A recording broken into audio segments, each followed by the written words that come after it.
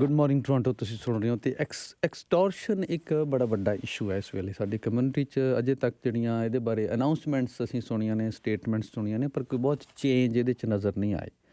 ਫਰਕ ਸਿਰਫ ਇੰਨਾ ਪਿਆ ਕਿ ਸਾਰੀਆਂ ਪੋਲੀਟੀਕਲ ਧਿਰਾਂ ਇਹਦੇ ਬਾਰੇ ਹੁਣ ਗੱਲ ਕਰਨ ਲੱਗੀਆਂ ਨੇ ਜਾਂ ਉਹਨਾਂ ਵੱਲੋਂ ਇਹ ਇਸ਼ੂ ਉਠਾਇਆ ਜਾ ਰਿਹਾ ਅਤੇ ਅੱਜ ਅਸੀਂ ਇਹਦੇ ਬਾਰੇ ਗੱਲ ਕਰਨੀ ਤੇ ਸਾਡੇ ਨਾਲ ਆਪੋਜੀਸ਼ਨ ਪਾਰਟੀ ਦੀ ਤਰਫ ਤੋਂ ਕੰਜ਼ਰਵੇਟਿਵ ਪਾਰਟੀ ਦੀ ਤਰਫ ਤੋਂ ਬ੍ਰੈਂਟਫੋਰਡ-ਬ੍ਰੈਂਟ ਤੋਂ ਕੰਜ਼ਰਵੇਟਿਵ MP ਨੇ Larry block.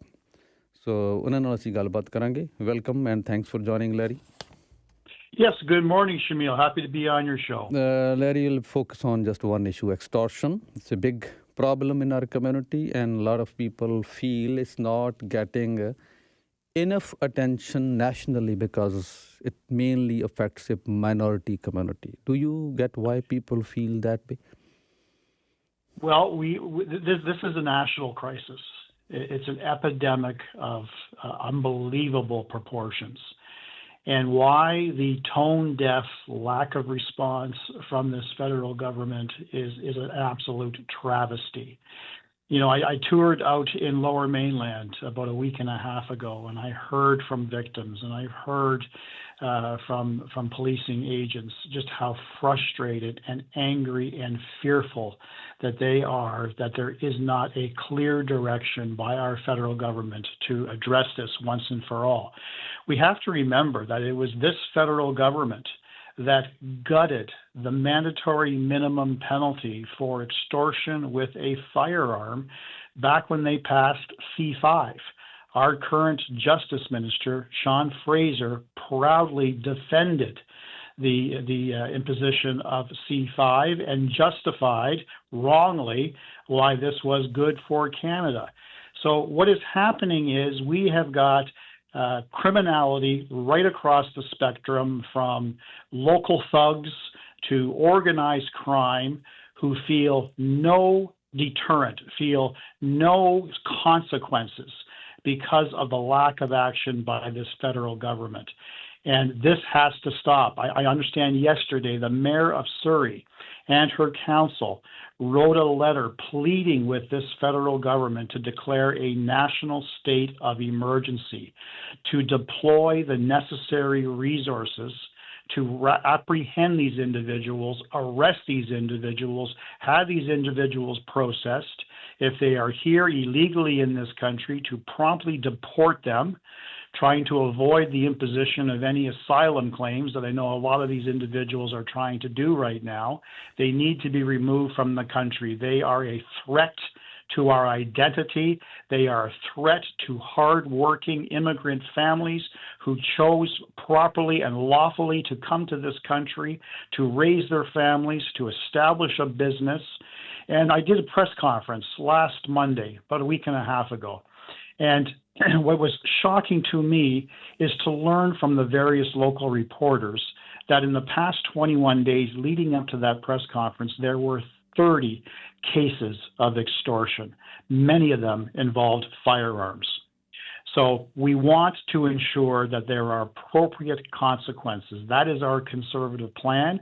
We want to reinstate mandatory minimum penalties for all classes of extortions, for prison time starting at 2 years, going all the way up to 5 years, particularly if there's the use of a weapon.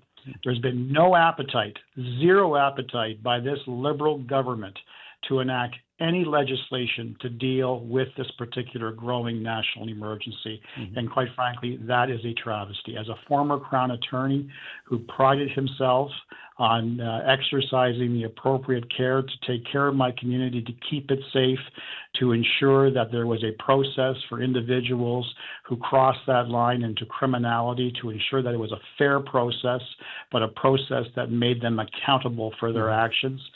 Sadly, after 10 years of successive failed criminal soft-on-crime policies, criminality is alive and well in this country. Should never be that case. Our party is about establishing law and order to restore confidence in our justice system to keep communities and Canadians safe. Larry, we're already seeing businesses from our community move to the US, and many others are thinking about that. That's starting to hurt our local economy. So Absolutely. what's your comment on that?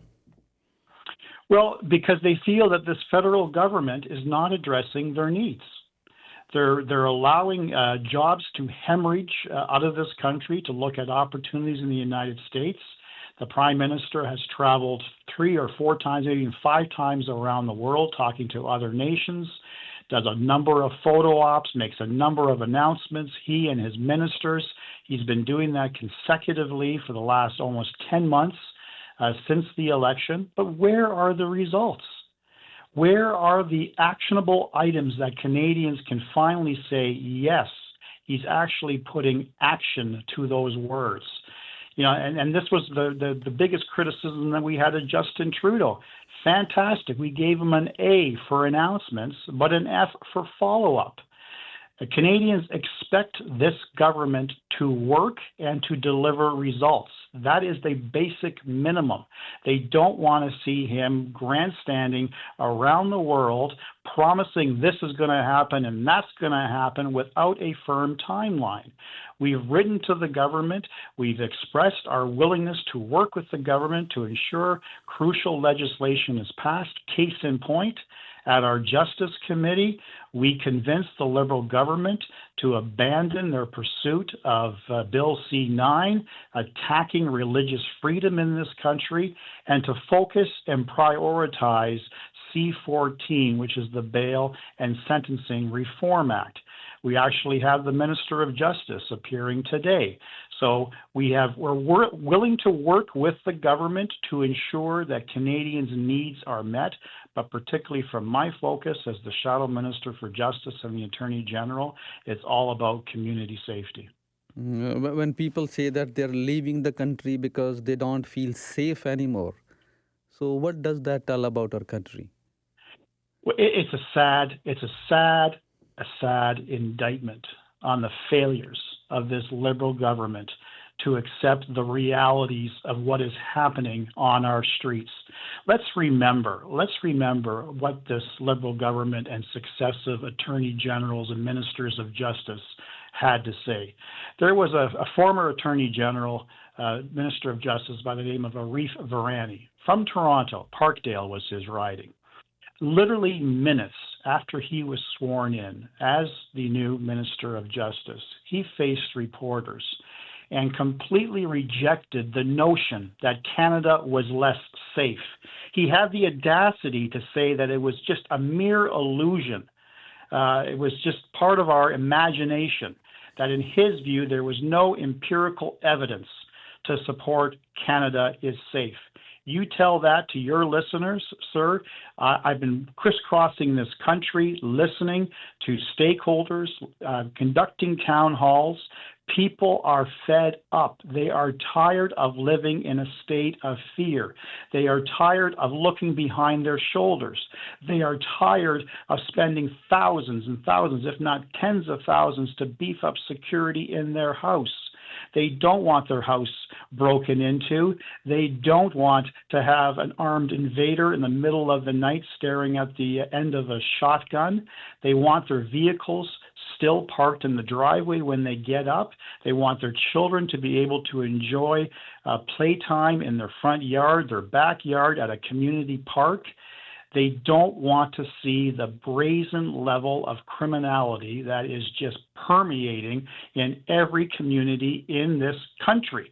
And it's a result of a perception that the court system is weak, the court system is ineffective, sentencing is a joke.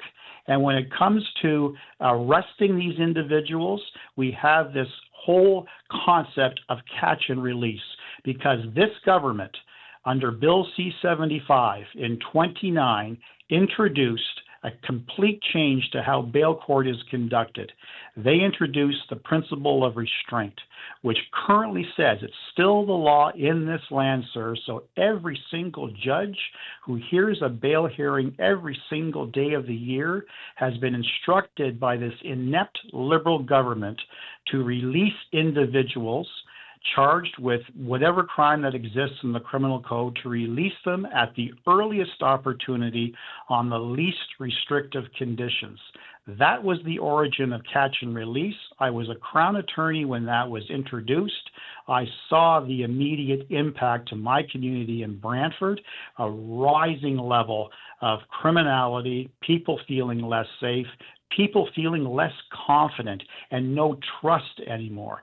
And that's one of the key reasons why I chose to leave almost a 30-year career as a lawyer to become a legislator to ensure that confidence can be restored and to ensure that there is a balance to our criminal justice system, protecting communities while ensuring that the process is fair for the accused. That's what we are going to do as a conservative government. Larry, we spoke with some Liberal MPs, and they say we are trying to bring some tough on crime laws, but your party is not cooperating to pass those laws. And they're absolutely lying. They are absolutely lying. If any of your listeners followed my social media or followed what was happening here in Ottawa, our complete mantra has always been about dealing with bail, recalibrating our justice system to ensure that it's fairer. Long before C9, the anti-hate legislation, entered our Justice Committee, we actually started a bail and sentencing study. And in that time frame, the Liberal chair would simply cancel meetings, would not schedule meetings, abruptly ended meetings without giving us the full opportunity to hear from witnesses and stakeholders who actually wanted to deal with the bail issue.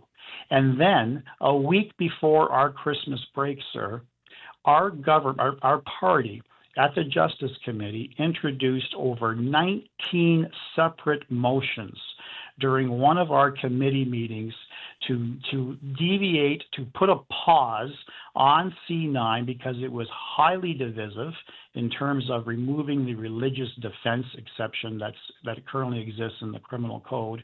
And we wanted to prioritize bail because that's what stakeholders wanted us to do. Not only police services, but mayors and premiers and victims wanted us to prioritize bail. We tried to do that 19 times, every single time. Every Liberal member on that committee, including the parliamentary secretary to the Minister of Justice, Patricia Latanzio, voted down our efforts to focus on bail. So when they say that we are playing games, that we are stalling, that we are not prioritizing a bail study, they are completely lying to Canadians. And any other comment on this issue?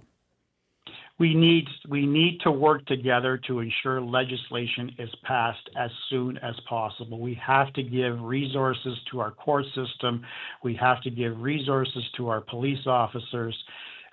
Do I think that a passage of Bill C-14 is going to be the magic solution to cure all our evils? Absolutely not. We're going to try to make it better. We're going to bring forward reasonable amendments to make it stronger, to make it more effective.